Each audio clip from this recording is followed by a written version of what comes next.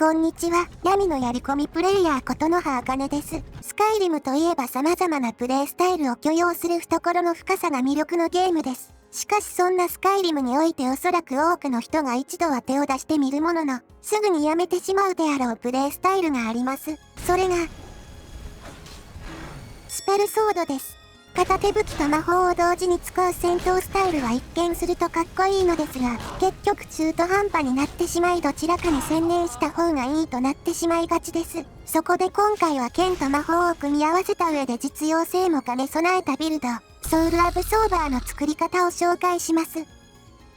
まずは種族ですが、レッドガードの女性にします。今回のビルドは毒を持つ敵との相性が悪いので、その対策として毒耐性を持つレッドガードを選びました。名前は、特に理由はありませんがリリーちゃんにします。それではヘルゲンを脱出します。道中の敵からは逃げてもよかったのですが、ハトバルをおとりにすれば安全に戦えるので、スペルソードのスタイルになれるためにも火炎と剣で倒しながら進んでいきます。ヘルゲンを脱出したら、魔術師の石碑をセットしてから、リバーウッドへ向かいます。アルボアにヘルゲンの戦利品を売却したら、紅玉のインゴットを1つ購入して、適当に皮を4枚用意します。そうしたらこれらを材料にして魔術師のバックパックを作成します。バックパックは他の装備枠を使うことなく装備できるので、デメリットなしで間近と所持重量を強化することができます。ホワイトランに着いたら馬車でウィンドヘルムに向かって、そこから南西に進むと、マーラの目の池に到着します。中央の小島から地下に入って、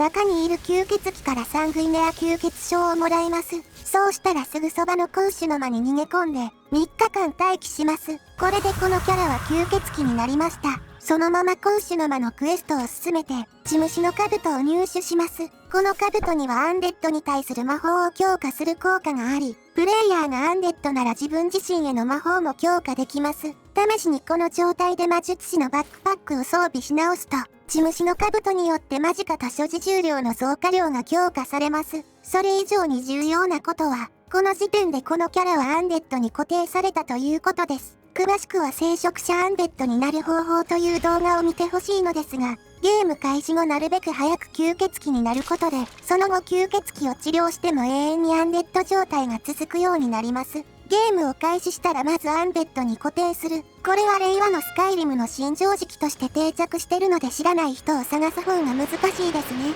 クエストが完了したら、黒鉱石など金目のものを回収してから外に出ます。次は魔術スキルを鍛えたいのでリフテンに向かって商人にこれまでの戦利品を売却します。商人の所持金がなくなったらセーブしてから殴って敵対してその後ロードすれば所持金が復活するのでこれを繰り返せばいくらでも売り続けることができます。魂入りの鉱石と黒鉱石一つは使い道があるので残しておいてその他の戦利品を売り終わりました。そうしたら宮廷魔術師のウィランドリアから聖者の光を購入します。酒場でマラマルから結婚についての話を聞いてマーラのアミュレットを購入します。さらにマーラ聖堂でマーラの祝福を得れば回復呪文の消費を 25% 軽減できます。それではウィンターホールドに向かってファラルダから入学試験を受けます。宿屋に泊まって休息ボーナスを得てからドレビスに話しかけて秘術の収束点を浄化するクエストを受けます。秘術の同調手袋を装備してから秘術の収束点を調べると、ランダムでバフが発生することがあります。このプラス100マジカ上昇というのは最大マジカが増加する効果に見えますが、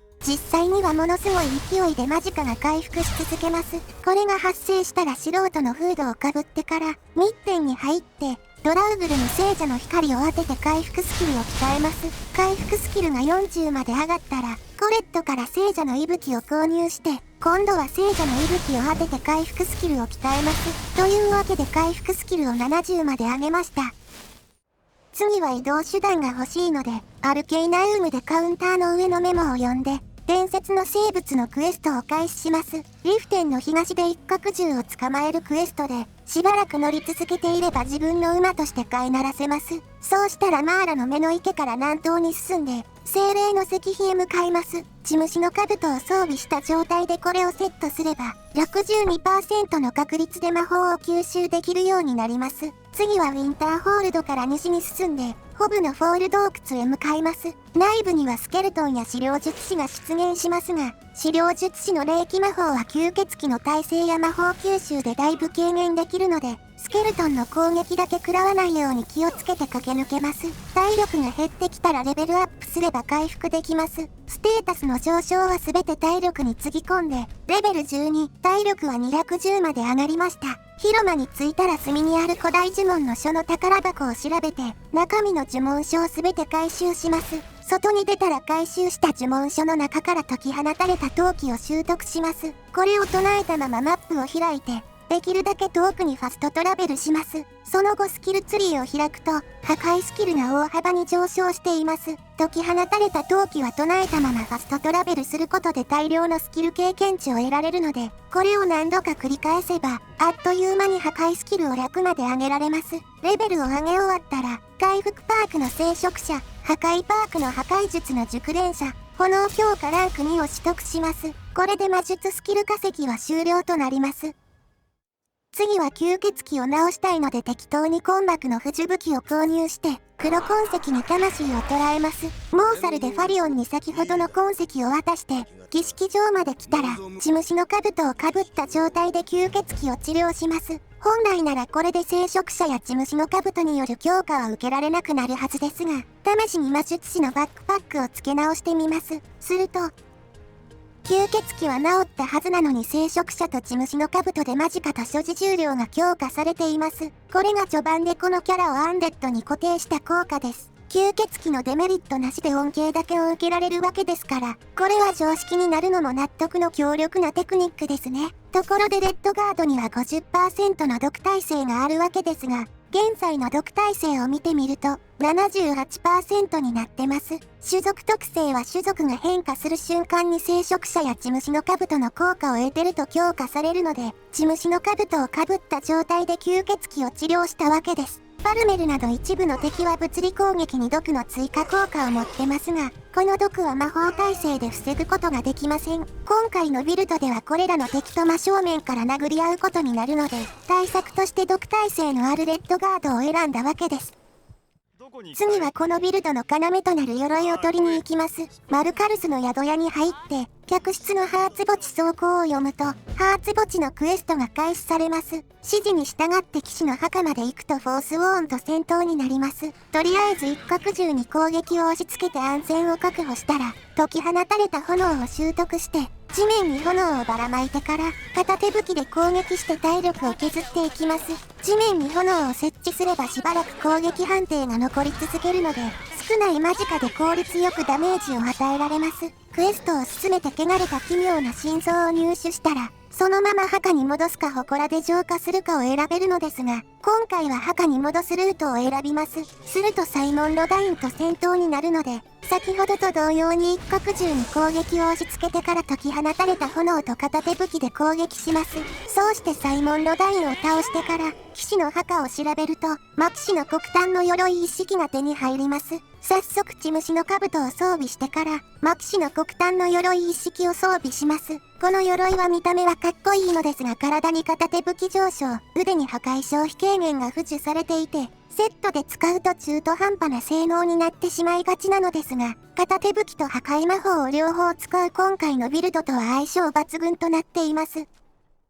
次は重装スキルを鍛えたいので戦士の石碑をセットしたら、ホワイトランから西に進んで、眠りの木の野営地へ向かいます。ここで難易度をベリーイージーまで下げてから、巨人やマンモスに殴られて重装スキルを鍛えます。体力がわずかになったら近くの洞窟に逃げ込んで、1時間待機すれば体力が回復するので、これを繰り返せばいくらでも殴られ続けることができます。というわけで重装スキルを70まで上げました。それではジャガーノートランク4、最適装備、適切な装備、セットボーナスを取得します。とりあえずこれで鎧の重さが消えて快適に動けるようになりました。次はドーンスターから南に進んで、万人の間に向かいます。ここにはステンダールの万人や吸血鬼の死体が散らばっているのですが、なかなかいい装備をしてるので後で売却するために剥ぎ取っておきます。そうしたら西の参道を登って、太閤の石碑に向かいます。血虫の兜をかぶった状態でこれをセットすれば、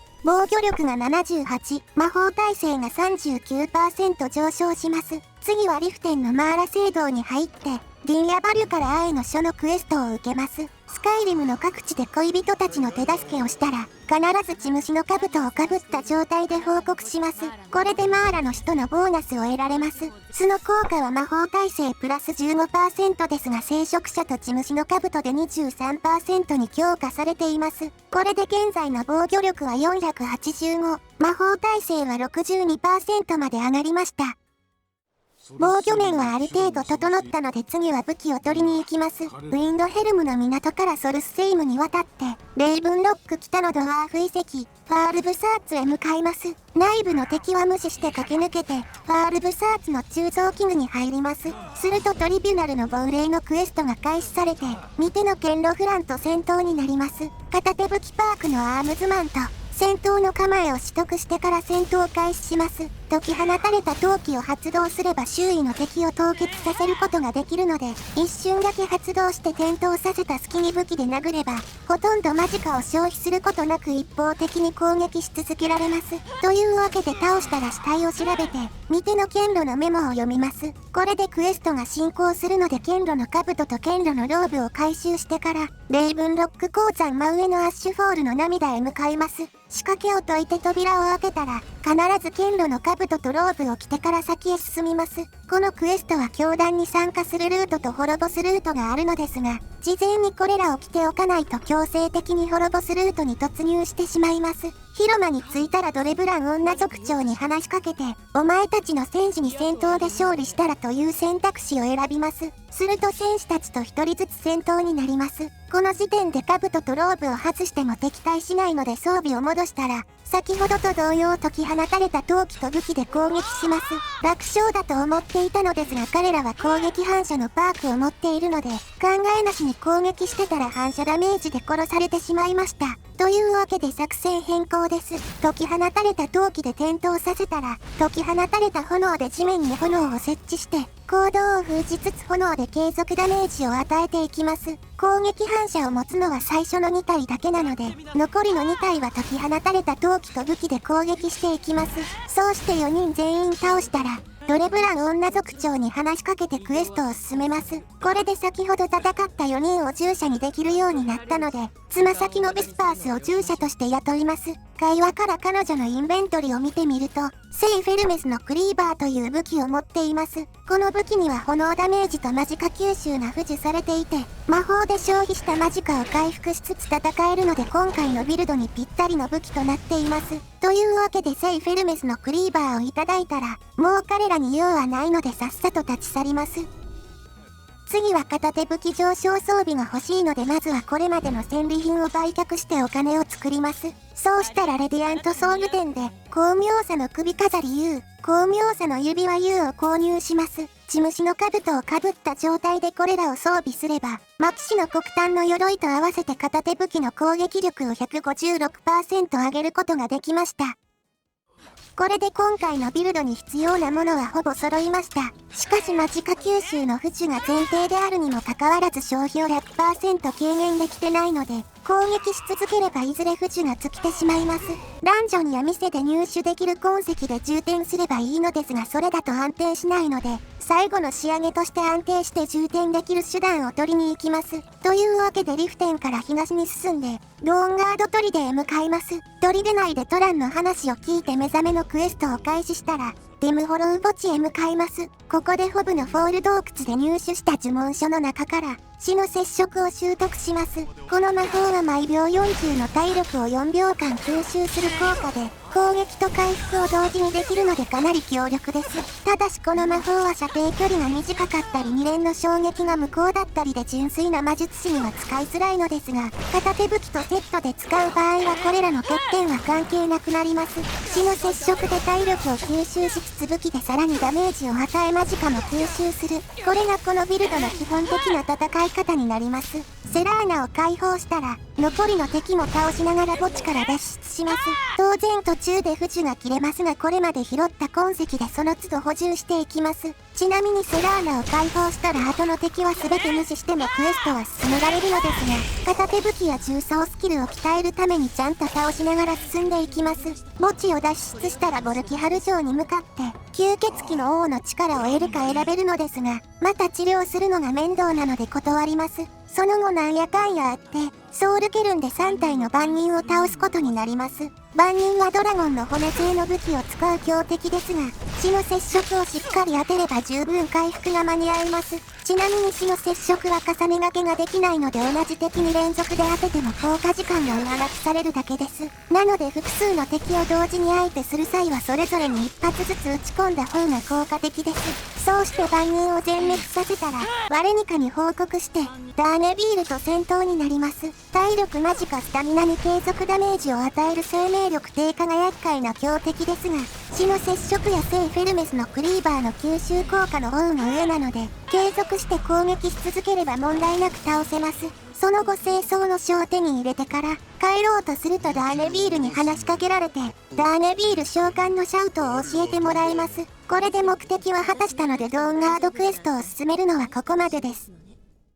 次はドラゴンソウルが必要なのでメインクエストを進めます。ブリークフォール墓地を攻略して、ニルムルニルを倒せばスカイリムの各地にドラゴンが出現するようになります。というわけでドラゴンの巣を巡ってドラゴンソウルを3つ集めたら、ダーネビール召喚を3個止めまで解放します。地面に向かってダーネビール召喚を使用してダーネビールを呼び出すと、ソウルティアリングのシャウトを教えてもらえます。クールタイムが終わるまで待機して、3個止めを教わるまでこれを繰り返します。そうしたらまたドラゴンの巣を巡ってドラゴンソウルを集めて、ソウルティアリングを3個止めまで解放します。ソウルティアリングの3個止めは対象に300ものダメージを与える強力なシャウトで、難易度レジェンダリーでも十分なダメージを与えられます。さらにこのシャウトでとどめを刺すと、対象をコンバクした上で60秒間蘇生して刺激することができます。これをセットしておいて体力が減った相手へのとどめに使えば、武器や魔法を付け替えることなくスムーズに魂を捉えられます。これでコンバクの手段は手に入れましたが痕跡がなければ魂を捉えることはできないので、安定して充填できる環境づくりのためにはあともう一つアイテムが必要になります。というわけでウィンターホールドから南に進んで、アズラの祠に向かいます。アラネアに話しかけて黒き星のクエストを開始したら、クエストを進めてイリナルタの深淵に向かいます。ちなみにソウルティアリングの一言目と二言目には相手をよろけさせる効果があります。クールタイムが5秒しかないのでこれでよろけさせながら戦えば有利になると思っていたのですが、よろけ時間とシャウト後の硬直がほとんど同じなのでそこまで効果はありませんでした。壊れたアズラの星を拾ったら、アラネアかネラカーのどちらかに渡すことになるのですが、今回はネラカーの元に持っていきます。すると星の内部でメーリンやドレモラと戦闘になります。しかしドレモラの魔法が思いのほか痛くて死の接触による回復だけではどうにもならなそうなので、解き放たれた陶器で点灯させる戦法に切り替えます。ただしそれでも炎のマントのダメージが痛いので、隙を見計らって死の接触も当てていきます。といった感じでメーリンを倒して、外に出た後ネラカーに話しかければ、黒き星が手に入ります。これは要するに何度でも使用可能な痕跡で、ネラカーによると黒き魂、つまり人間の魂しか捉えられないはずなのですが、実際には人間以外の魂も問題なく捉えられます。アラネアに渡した場合にもらえるアズラの星は人間以外の魂しか捉えられないので、黒き星の方が完全な上位互換となっています。とどめを刺す際にソウルティアリングを使うことを心がければほとんど充填切れの心配はなくなります。これでこのビルドの基礎は完成です。あとは各地でクエストを進めていけば自然と強くなっていくはずです。重装スキルを100まで上げてジャガーノートを全て取れば、家事スキルを使わなくても防御力はカンストします。一方で片手武器スキルを100まで上げてパークを全て取得しても、攻撃力はそこまで高くなるわけではありません。なのでこの後はボーンウルフの復讐や力の探求者といった武器攻撃を強化する能力を取りに行くのがおすすめです。またリベラの使徒は本来は異性に対するダメージを 10% 増加する効果なのですが、プレイヤーが女性の場合はなぜか全てのクリーチャーに対するダメージも 10% 増加するので、こちらもなるべく早く取るのがおすすめです。このビルドは体力やマジカを敵から吸収することによって成り立っているので、吸収が無効のドワーフオートマトンは天敵と言えます。彼らに対しては正面から殴り合うしかないので、攻撃力を上げるのは非常に重要です。というわけでソウルアブソーバーの作り方の紹介でした。武器と魔法を同時に使うと本来中途半端になってしまうところですが、体力吸収魔法とマジカ吸収武器との相性の良さのおかげで十分実用性のあるビルドになっています。体力やマジカの残量に注意しながら適切な行動をとる必要があり、団長になりにくく緊張感ある戦闘が楽しめるので、ぜひあなたもソウルアブソーバーを作って遊んでみてください。といったところで今回の動画はここまでです。良ければいいね、高評価してもらえると励みになります。それではまた次回お会いしましょう。